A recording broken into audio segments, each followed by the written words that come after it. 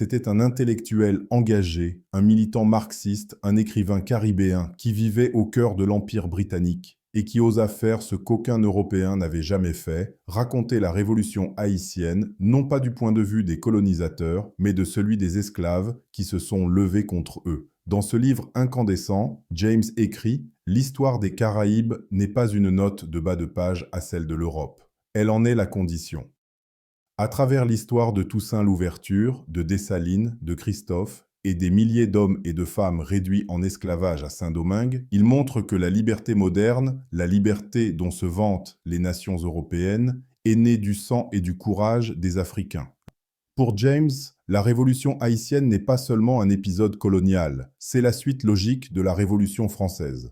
C'est l'instant où les mots liberté, égalité, fraternité cessent d'être des slogans pour devenir une réalité vécue, non pas en Europe, mais sur une île de la Caraïbe.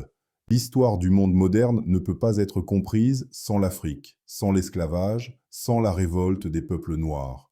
Il affirme que l'Europe a bâti sa richesse, sa puissance, sa soi-disant civilisation, sur la souffrance des autres, et que cette vérité, soigneusement effacée des manuels d'histoire, revient toujours hanter le présent. La révolution haïtienne avait révélé le mensonge fondateur de la civilisation occidentale, que sa liberté reposait sur l'esclavage. L'histoire du monde moderne n'est pas l'histoire de l'Europe, c'est l'histoire des peuples qui l'ont libérée d'elle-même.